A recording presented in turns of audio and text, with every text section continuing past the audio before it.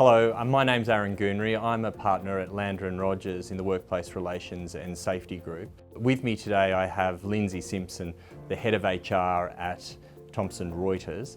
We're going to talk about #MeToo and the effect that that's having on workplaces and generally the ramifications of #MeToo. Linsey, together we've discussed in the past months what #MeToo has had, or the effect it's had rather, on workplaces. Tell me what you and your colleagues and peers have seen or experienced of late in relation to #MeToo. Sure. So look, I think most obviously there's a much more heightened awareness of workplace behaviours in general. It's become the topic of discussion around all leadership tables, very much a topic of discussion around the HR circles. And a few weeks ago you said to me, Aaron, a great phrase that society expects more now. And I think, you know, as leadership teams, we're now revisiting our policies, our procedures, processes to see if they're really robust enough. We're rethinking whether our employees truly understand what's expected of them. Do they really know what workplace behaviours are expected, what the consequences of their actions might be? We're rethinking whether the culture in our organisations is actually supportive of employees bringing forward these issues without fear and bringing them forward in a much more sort of safe environment. So it really has become quite a topic of conversation, and we're really starting to change our approach to our policies and how we're training our managers and so on. So Linsey, are we seeing people speak out more about #MeToo or about issues in relation to #MeToo? Yeah, so I think what we're seeing, Aaron, is definitely people speaking up more about issues generally in the workplace. So whether it be sexual harassment, harassment in general, bullying, workplace conduct, I think people are definitely more comfortable speaking up now. I think what #MeToo has done is we've seen some very high-profile women putting themselves out there, standing up and saying this is not okay.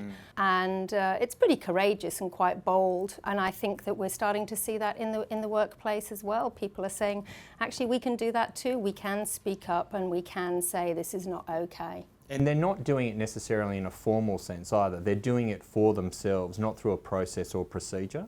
A bit of both. I think in some instances, and it potentially depends on the nature of the complaint that they're raising or the issue that they're raising.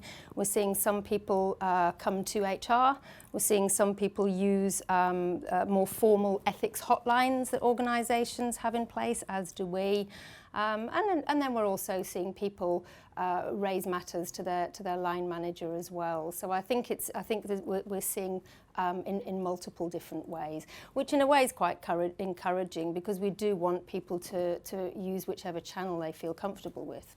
Linsey, what does #MeToo mean for HR and for organisations more generally? I think we're taking a much more deliberate approach to training our managers, to raising awareness, training our managers and training our employees to really understand, again, as I mentioned, workplace expectations. So for example, we have a code of conduct that gets renewed every year. We ask employees to acknowledge it every year. What we've done differently this year is to augment that with a lot of face-to-face training. You know, you yourself have been involved with us in doing that, and I think that training has really brought the code of conduct to life. It's really helped people understand, you know, what sort of acceptable behaviour really should look like, what their role as a manager in the organisation is. I think we've spent a lot of time with leaders, you know, really sort of helping them understand their role in role modelling behaviours and in calling out behaviours as they see them. So, you know, another thing and again it's something we've discussed, is a real focus on things like unconscious bias. And just really, I think, helping people to see how the workplace has changed. So thank you, Linsey, for speaking to us about #MeToo. It'll be interesting to see what happens in the future in relation to the topic and what I've termed the age of #MeToo. Thanks for listening.